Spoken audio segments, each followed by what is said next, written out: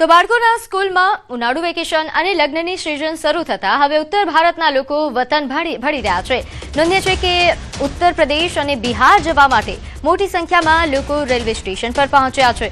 દર વખતની જેમ લોકો ગઈકાલ સાંજથી જ ઉધના રેલવે સ્ટેશન પર ટ્રેનમાં બેઠક લેવા માટે કતારમાં જોવા મળી રહ્યા છે। સ્થિતિ એવી છે કે રેલવે સ્ટેશનની બહાર 5 કિલોમીટર લાંબી લાઈનો જોવા મળી રહી છે અને આ દ્રશ્યો ન્યૂઝ 18 ગુજરાતી પર એક્સક્લુઝિવ આપ જોઈ રહ્યા છો।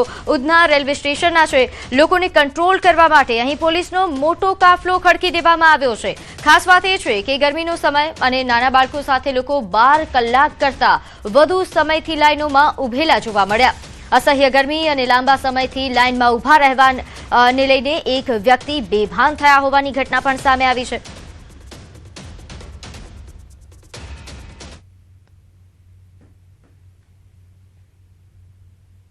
ઉનાળાના વેકેશનની શરૂઆત થતાની સાથે જ ફરી એક વખત સુરતમાં રહેતા પરપ્રાંતિયો વતન જવા માટે 24 કલાક પહેલા રેલવે સ્ટેશન પર પહોંચી ગયા છે।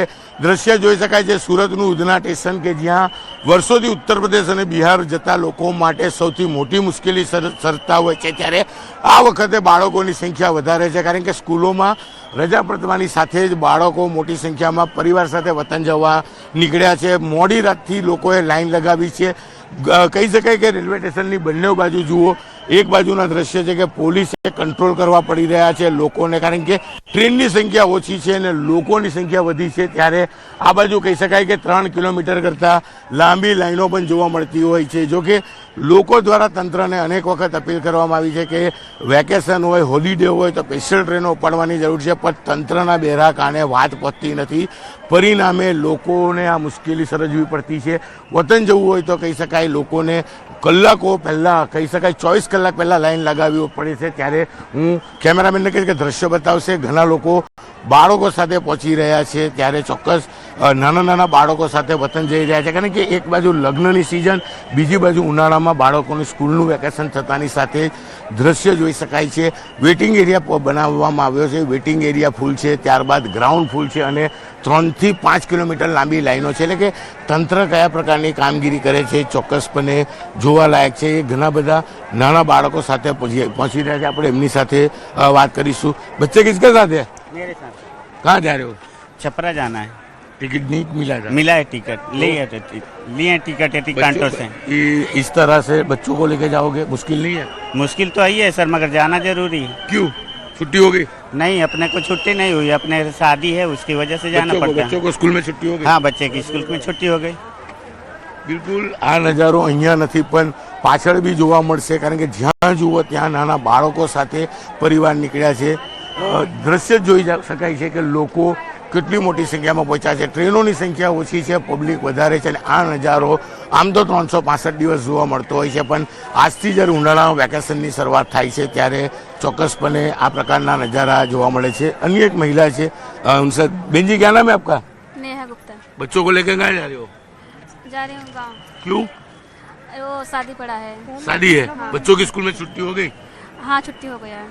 બિલકુલ લગ્ન સિઝન અને બાળકોને શાળામાં રજા થયા બાદ જે પ્રકારના દ્રશ્ય છે તે જોવા મળી રહ્યા છે। કહી શકાય કે આ લોકો ટ્રેનોની સંખ્યા ઓછી છે, એટલે કે 100 જણના ડબ્બામાં 300 થી 400 લોકોને બેસાડવામાં આવે છે। ટોયલેટ પાસે બેસીને પણ આ લોકો વતન જાય છે। જો કે રજા પડતાની સાથે જ કહી શકાય કે તંત્રને ખ્યાલ છે કે લોકોનો ધસારો થશે, લોકોને ટ્રેનમાં બેસાડવા માટે પોલીસને તૈનાત કરવામાં આવે છે, પણ ટ્રેનોની સંખ્યા વધારવામાં નથી આવતી, તેને કારણે આ લોકોને સૌથી વધારે હાલાકીનો સામનો કરવો પડી રહ્યો છે। આ દ્રશ્ય 365 દિવસ હોય છે, પણ કહી શકાય છઠ પૂજા હોય, દિવાળી હોય કે ઉનાળુ વેકેશન હોય આ પ્રકારના નજારા જોવા મળતા હોય છે અને કદાચ રેગ્યુલર કરતાં અત્યારે 4 ગણી પબ્લિક છે અને આ લોકોને કંટ્રોલ કરવા પોલીસનો મોટો કાફલો ઉતારવામાં આવ્યો છે। કેમેરામેન જીગર ગૂગલ સાથે કીર્તેશ પટેલ, ન્યૂઝ 18 ગુજરાતી, સુરત। ને કંટ્રોલ કરવા પોલીસની અને વગર ટિકિટ આવતા લોકોને પકડવા માટે ટીસીની મોટી ફોજ સ્ટેશન પર ઉતરી આવી છે। સ્થિતિ એવી છે કે 100 લોકોની કેપેસિટીવાળા ડબ્બામાં 500 લોકોને બેસાડવામાં આવે છે। ક્યાંક સુવાની જગ્યા પર તો ક્યાંક ટોયલેટ પાસે બેસીને લોકો વતન જવા મજબૂર બન્યા છે। લોકો લાંબા સમયથી બુકિંગ કરતા હોય છે, પરંતુ ટિકિટ ન મળતા ઓપન ટિકિટ લઈને ટ્રેનમાં બેસવા માટે લોકો 12 કલાક પહેલા લાઇનમાં લાગી જાય છે। ઉત્તર પ્રદેશ ને બિહારના લોકો એ સુરતમાં 20 લાખ કરતા પણ વધુ લોકો સુરતમાં સ્થાયી થઈ ગયા છે, અહીં વસવાટ કરે છે। ઉનાળાના વેકેશન અને લગ્ન સિઝન હોવાને લઈને સુરતમાં રહેતા પરપ્રાંતિયો વતન તરફ નીકળી રહ્યા છે.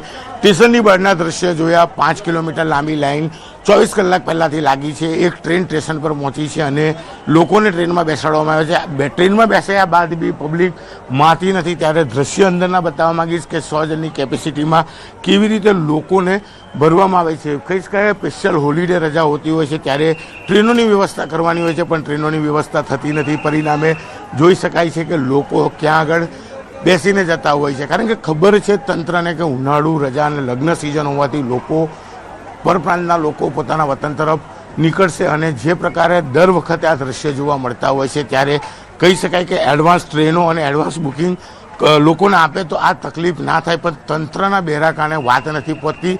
અને આ પ્રકારના નજારા સુરતના ઉધના સ્ટેશને જોવા મળે છે. હું કેમેરામેનને કહીશ કે થોડા અંદરના દ્રશ્યો બતાવવાનો પ્રયાસ કરશે કે લોકો કઈ હાલતમાં અહીંથી 36 થી 48 કલાક થઈ ઉત્તર પ્રદેશ અને બિહાર જતા છે. કારણ કે ઉત્તર પ્રદેશ અને બિહારમાં રહેતા લોકોનો સૌથી મોટો સમૂહ સુરતમાં છે.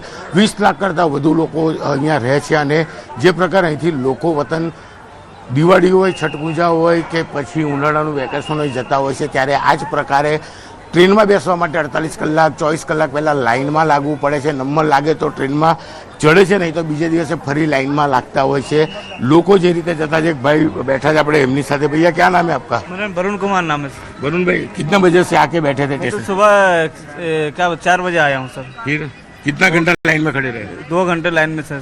हर बार गाँव जाना होता तो इस तरह ही ऐसे ही जाते हैं हम लोग को, कोई सुविधा नहीं मिलता है। ऐसे ही भीड़ में पूरा क्या बोलते हैं, पुलिस वाले भी सपोर्ट नहीं करते हैं, सारा मारते भी हैं सब।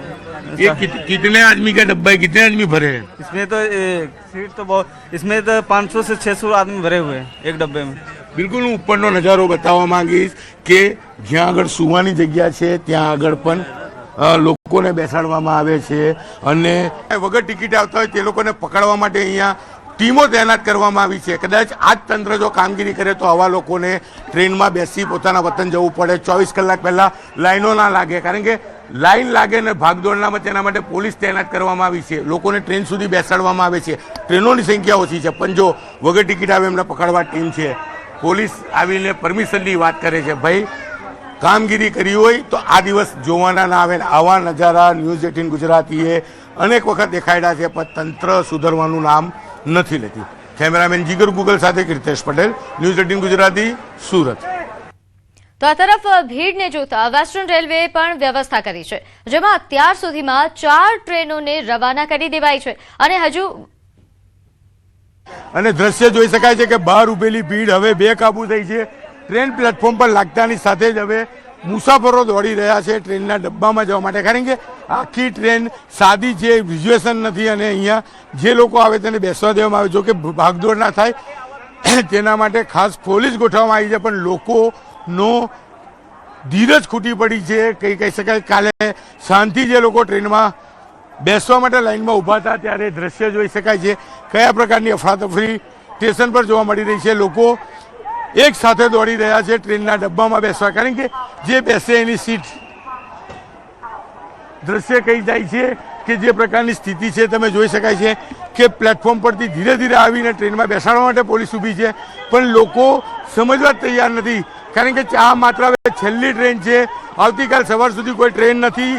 10,000 કરતાં વધુ લોકો છે, ત્યારે ટ્રેનમાં બેસવા માટે કયા પ્રકારની દોડધામ છે તેના દ્રશ્ય જોઈ શકાય છે. કહી શકાય કે બંને બાજુ પબ્લિક હતી. કેટલાક લોકોને ઘરે જવા માટેની સૂચના આપવામાં આવી હતી, કારણ કે ટ્રેન એક ને પબ્લિક બેકાબુ બની હતી. ત્યારે દ્રશ્ય જોઈ શકાય છે કે સ્ટેશનની બહાર હજુ બી 8 થી 10,000 લોકો છે. અને હવે જ્યારે આ લોકો ટ્રેન માટે ધીરે ધીરે પોલીસ દ્વારા લાવવામાં આવે, પણ લોકો સમજતા નથી અને એક બાજુથી જે રીતે દોડી રહ્યા છે, કહી શકાય ભગદડ મચે તેવી ઘટના બને તેવી શક્યતાઓ છે.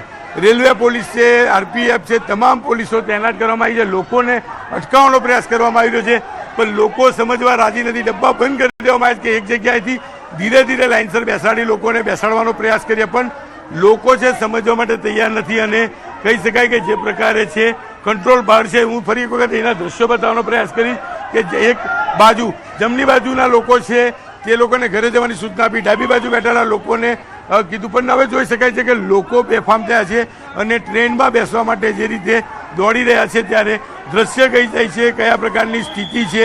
ટ્રેન એક છે અને લોકો પોતાના વતન જવા માટે, કારણ કે ઉનાળાની રજા પડી છે અને જે પ્રકારે લગ્ન સિઝન છે ત્યારે લોકો ટ્રેનમાં બેસવા માટે કયા પ્રકારની સ્થિતિ છે. 12 કલાક સુધી લાઇનમાં ઉભા રહો અને ત્યારબાદ આ રીતે દોડીને ડબ્બા સુધી પહોંચવા કેટલા અંશે યોગ્ય છે. સુરત ને સોનાની મુહૂર્ત આ જ લોકોએ બનાવી છે. શ્રમિકો છે સુરતમાં. હવે આ શ્રમિકો વતન તરફ ઉનાળાનું વેકેશન છે, લગ્ન સિઝન છે ત્યારે જઈ રહ્યા છે. ત્યારે હું એક દ્રશ્ય આ પણ બતાવવા માંગીશ કે ટ્રેનનો ડબ્બો ખુલતાની સાથે કયા પ્રકારની સ્થિતિ છે. સીટ ઉપર સુવાની જગ્યા અને જે પેસેજ છે એ પેસેજમાં પણ લોકો બેસતા હોય છે ત્યારે જગ્યા ઓછી હોય છે અને જ્યારે બેસવા માટેનો પ્રયાસ કરવામાં આવે છે ત્યારે આ પ્રકારની અફડાતફડી રેલવે સ્ટેશન પર જોવા મળી રહી છે. દ્રશ્ય જ કહી જાય છે કે 10,000 કરતાં વધુ લોકો રાતથી સવાર સુધીમાં જઈ ચૂક્યા છે અને હજુ બી સ્ટેશનની બહાર 15,000 થી 20,000 લોકો છે અને માત્ર હવે ટ્રેન એક છે, છેલ્લી ટ્રેન છે. એટલે કે લોકો ટ્રેનમાં બેસી પોતાના ઘરે જવા માટે હવે દોડધામ કરતા જોવા મળી રહ્યા છે. કેમેરામેન જીગર ગુગલ સાથે કીર્તેશ પટેલ, ન્યૂઝ 18 ગુજરાતી, સુરત. તો હાલ આ જે પરિસ્થિતિ સર્જાઈ છે તેને લઈને વધુ વિગત સાથે મારી સાથે સંવાદદાતા કીર્તેશ ફોન લાઈનથી જોડાઈ ગયા છે. કીર્તેશ, હાલ કેવા પ્રકારની પરિસ્થિતિ ઉધના રેલવે સ્ટેશન પર? ઉનાળાનું વેકેશન પડ્યું છે અને લગ્નની સિઝન શરૂ થવાની છે ત્યારે સુરતમાં રહેતા 20 લાખ કરતા વધુ પરપ્રાંતિયો એટલે કે ઉત્તર પ્રદેશ અને બિહારના લોકો વતન જવા માટે વહેલી સવારે ટ્રેનો શરૂ થઈ હતી. એટલે કે ગઈકાલે સાંજથી જ સ્ટેશનની બહાર લાઈન લાગી ગઈ હતી. દિવાળી હોય, છઠ પૂજા હોય, હોળી હોય કે પછી લગ્ન સિઝન હોય, આ જ પ્રકારના દ્રશ્યો સુરતના ઉધના સ્ટેશન પર જોવા મળે છે. રાતથી અત્યાર સુધીમાં 4 જેટલી ટ્રેનમાં 10,000 કરતા વધુ લોકો રવાના થઈ ગયા બાદ પણ લોકો ટ્રેનની રાહ જોઈને બેઠા છે. કહી શકાય કે 10:30 ટ્રેન આવતાની સાથે જ લોકો છેલ્લી ટ્રેન હતી, બાકીની કોઈ વ્યવસ્થા નથી. આવી ખબર પડતાની સાથે જ લોકો દોડી ગયા હતા ટ્રેન તરફ. અફડાતફડીના દ્રશ્યો સામે આવ્યા હતા. સ્ટેશન પર જે પ્રકારનો નજારો હતો, મોટા પ્રમાણમાં મોડી રાતથી જ પોલીસની ગોઠવવામાં આવી છે. ગરમીનો પારો વધી રહ્યો છે. બિલકુલ કીર્તેશ, અમે દ્રશ્યો જોઈ રહ્યા છીએ. હાલ કેવા પ્રકારની પરિસ્થિતિ ઉધના રેલવે સ્ટેશનની?